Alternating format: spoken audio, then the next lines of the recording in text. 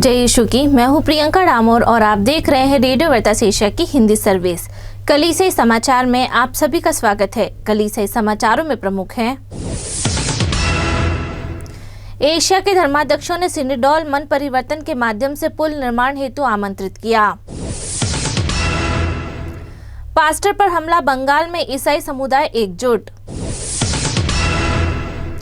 Bombay archdiocese ने यीशु के नाना नानी के पर्व पर 550 वरिष्ठ कैथोलिकों को सम्मानित किया।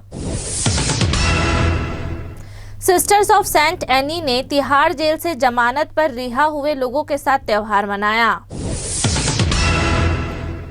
प्रदर्शनकारियों को काबू करने के लिए पैलेट गन के इस्तेमाल पर फिर सवाल उठ रहे हैं। सुप्रीम कोर्ट जज ने लोकतांत्रिक दायरे के सिकुड़ने पर चिंता जताई। असम में कलीसिया की संस्थाएं बाढ़ राहत की तैयारी कर रही हैं। लॉजिस्टिक्स स्किल और युवाओं की रोजगार क्षमता बढ़ाने के लिए सेलेशियन को अवार्ड मिला। हाथ से मेला ढोने के दौरान होने वाली मौतों पर राज्यों को कोर्ट की नाराजगी का सामना करना पड़ रहा है।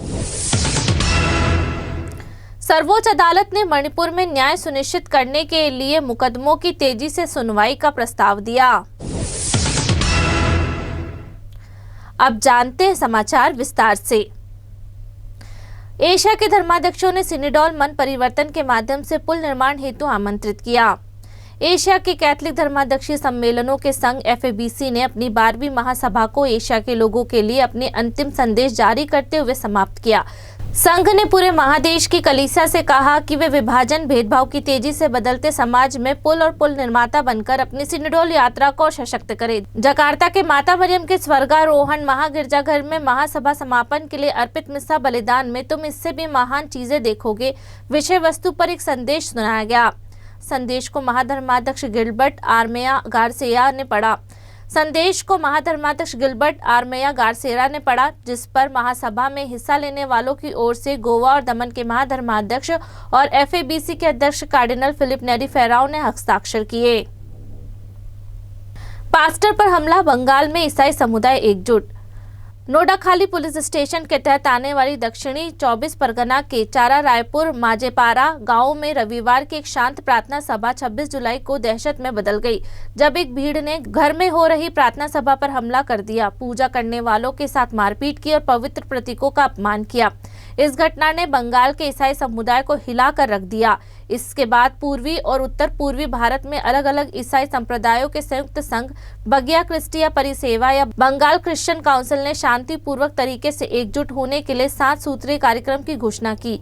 यह छोटा सा समूह, जिसके पास अपनी कोई चर्च की इमारत नहीं है, साप्ताहिक प्रार्थना के लिए एक निजी घर में इकट्ठा हुआ था।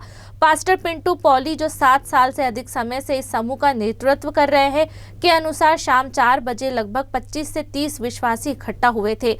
तभी 30-40 मोटरसाइकिलों पर सवार 100 से ज्यादा बाहरी लोग वहां पहुंचे, घर में घुस आए, महिला श्रद्धालु को धक्का दिया और उनके साथ मारपीट की और मुझ पर भी हमला किया गया। मेरा चश्मा गिरा दिया गया, मुझे बार बार थप्पड़ मारे गए और मुझ पर थूका गया।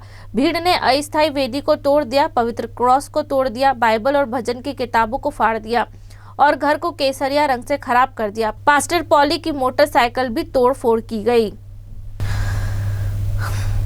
बॉम्बे आर्चडायसिस ने यीशु के नाना नानी के पर्व पर 550 वरिष्ठ कैथोलिकों को सम्मानित किया। बॉम्बे आर्चडायसिस के विभिन्न पैरिशों से 550 से अधिक वरिष्ठ कैथोलिक 26 जुलाई को एकत्रित हुए। उन्होंने यीशु के नाना नानी संत जोआकिम और एनी का पर्व मनाया, जो दादा दादी, नाना नानी और बुजुर्गों के लिए विश्व दिवस के साथ ही मनाया गया। Bombay archdiocese senior citizen association द्वारा आयोजित यह वार्षिक समारोह मध्य मुंबई के दादर इलाके में स्थित अवर लेडी ऑफ साल्वेशन चर्च में हुआ। इसमें बुजुर्ग श्रद्धालु प्रार्थना, आपसी मेलजोल और धन्यवाद देने के लिए एक साथ आए। पवित्र मिस्सा की अध्यक्षता सहायक बिशप स्टीफन फर्नांडिस ने की और फादर एनिसेटो परेरा, फादर बैप्टिस्ट और फादर कॉलमैन ने उनके साथ मिलकर यह समारोह संपन्न कराया। सिस्टर ऑफ सेंट एनी ने तिहाड़ जेल से जमानत पर रिहा हुए लोगों के साथ त्योहार मनाया। चेन्नई की सिस्टर ऑफ सेंट एनी, जो नई दिल्ली में सेवा कर रही है, ने अपनी संरक्षक संत सेंट एनी का त्यौहार मनाया। इस मौके पर उन्होंने दक्षिण एशिया की सबसे बड़ी जेलों में से एक तिहाड़ जेल से जमानत पर रिहा हुए 15 लोगों का स्वागत किया और उनके साथ प्रार्थना की, बातचीत की और भोजन किया। त्योहार की पूर्व संध्या पर प्रिजन मिनिस्ट्री इंडिया के दफ्तर में आयोजित इस कार्यक्रम में पोप लियो के पहले परिपत्र मैग्निफिका ह्यूमैनिटास की उस अपील को दोहराया गया जिसे हर इंसान की स्वाभाविक गरिमा बनाए रखने की बात कही गई है। पोप विश्वासियों से मानवीय गरिमा की रक्षा करने और सबकी भलाई करने के लिए काम करने का आग्रह कर रहे हैं। पवित्र मिसा की अध्यक्षता दिल्ली आर्चडायसिस के विकार जनरल फादर विंसेंट डिसूजा ने की। उनके साथ प्रिजन मिनिस्ट्री इंडिया के उत्तर भारत समन्वयक father Sebastian, our lady of Lourdes church के पल्ली पुरोहित फादर जॉन मोंटोरो और Don Bosco National Forum for Young and Risk के कार्यकारी निदेशक फादर जो प्रभु ने भी सह अनुष्ठान किया। प्रदर्शनकारियों को काबू करने के लिए पैलेट गन के इस्तेमाल पर फिर सवाल उठ रहे हैं। देश में भीड़ को काबू करने और दंगों व नागरिक अशांति रोकने के लिए बनी खास यूनिट रैपिड एक्शन फोर्स ने जेनजी के 36 दिन चल रहे सरकार विरोध आंदोलन के दौरान पैलेट गन का इस्तेमाल करके खतरनाक नया पहलू जोड़ दिया है। यह आंदोलन पिछले सप्ताह खत्म हुआ था। 20 जुलाई को नई दिल्ली में जंतर मंतर से संसद तक कॉकरोच जनता पार्टी के व्यंग्यात्मक मार्च के दौरान पैलेट लगने से 19 साल के साहिल लोचप की दाहिनी आंख हमेशा के लिए खराब हो सकती है। सरकार के प्रमुख मेडिकल संस्थान एम्स के डॉक्टर ने परिवार को बताया कि उनकी नजर वापस आने की संभावना सिर्फ 1% है। उस मार्च के बाद पैलेट की चोटों का इलाज कराने वाले कम से कम 4 युवाओं में से एक है और राष्ट्रीय राजधानी में कहीं भी प्रदर्शनकारियों पर इस हथियार का इस्तेमाल होने का यह पहला पक्का मामला है। दिल्ली यूनिवर्सिटी से डिस्टेंस लर्निंग कर रहे पुलिस भर्ती परीक्षा की तैयारी कर रहे लोचप को 3 अस्पतालों के बीच ले जाया गया, जिसके बाद सर्जनों ने उनकी आंख, फेफड़े और दिल के आसपास की चर्बी से धातु के पैलेट निकालना शुरू किया। जबलपुर के 25 साल के शेख इरशाद मंसूरी दूसरे वार्ड में हैं। उनकी गर्दन में एक रक्त वाहिका के पास पैलेट फंसा हुआ है जिसे निकालना बहुत खतरनाक है। उनका कहना है कि पैलेट उनके चेहरे, गर्दन और बोहे पर लगने से पहले उन्होंने नीले कॉम्प्लोफाइज यूनिफॉर्म में एक आरएएफ जवान को अपनी तरफ हथियार तैनात देखा था। सुप्रीम कोर्ट जज ने लोकतांत्रिक दायरे के सिकुड़ने पर चिंता जताई। मानव अधिकार कार्यकर्ता ने सुप्रीम कोर्ट के एक जज की तारीफ की है। उन्होंने कहा है कि शांतिपूर्ण बहस और असहमति लोकतंत्र की जान है, लेकिन देश में अब इनके बदले गिरफ्तारी, लंबे समय तक जेल में रखने और जमानत के लिए कड़ी शर्तें लगाने जैसी कार्रवाई हो रही है। सुप्रीम कोर्ट के जज जस्टिस उज्जवल भुइया ने 25 जुलाई को भोपाल में नेशनल लॉ इंस्टीट्यूट यूनिवर्सिटी में लेक्चर देते हुए चिंता जताई कि देश में लोकतांत्रिक दायरा सिकुड़ रहा है, जबकि ये देश खुद को दुनिया का सबसे बड़ा लोकतंत्र कहता है। उन्होंने सवाल उठाए कि विरोध करने वाले छात्रों, कार्यकर्ताओं और आम नागरिकों को लंबे समय तक जमानत क्यों नहीं दी जा रही है। साथ ही उन्होंने उन अदालतों की भी आलोचना की जो ऐसी जमानत शर्तें लगाती हैं जिसमें अभिव्यक्ति की आज़ादी का मौलिक अधिकार छिन जाता है।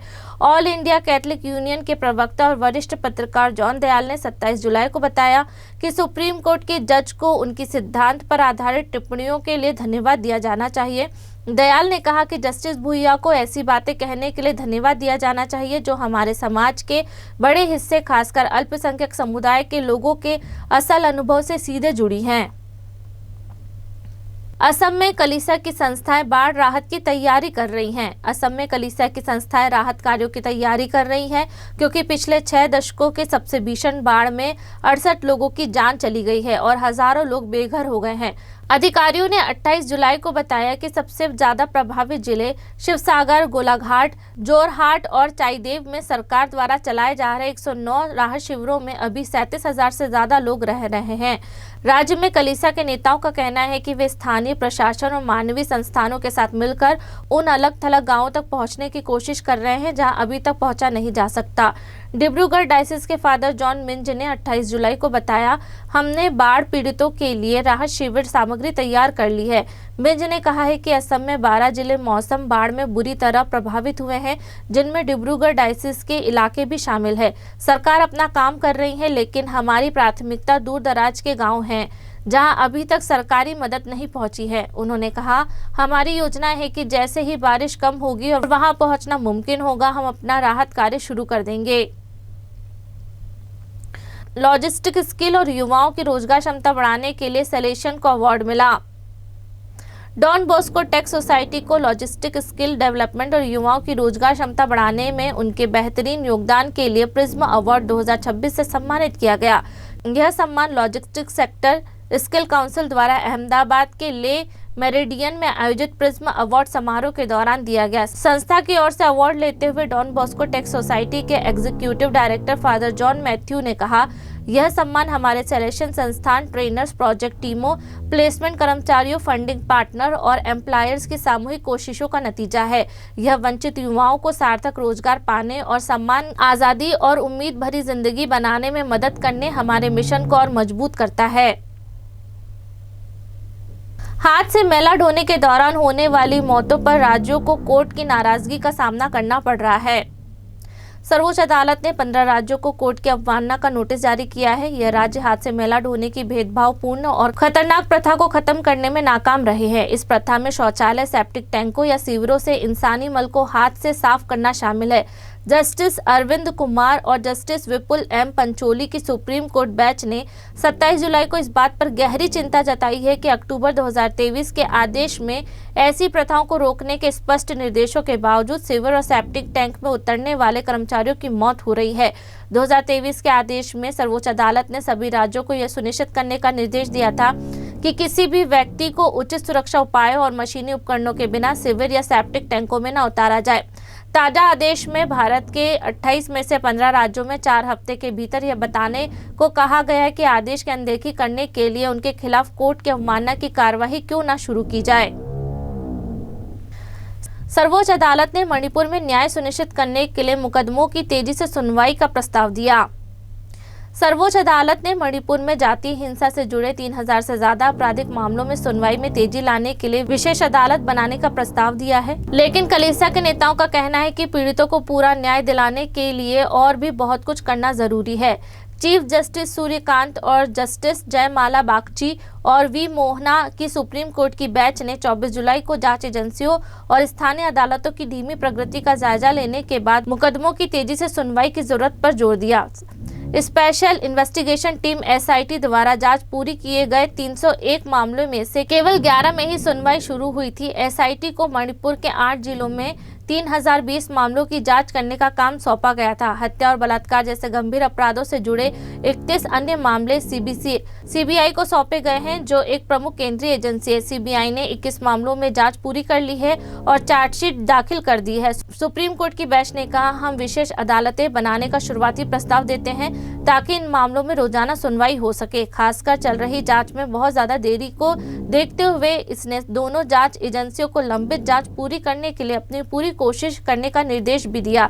इसी के साथ कलीसिया समाचार समाप्त हुए। अगली बार फिर मुलाकात होगी नई खबरों के साथ। नमस्कार। रेडियो वेरितास एशिया आपके लिए लेकर आए हैं RVA mobile app. RVA mobile app पर हमारे विभिन्न प्रकार के कार्यक्रमों का लाभ लें, हमसे जुड़े और एशियाई ईसाईयत की आवाज का हिस्सा बने। आज ही ऐप स्टोर एवं प्ले स्टोर से RVA मोबाइल ऐप डाउनलोड करें।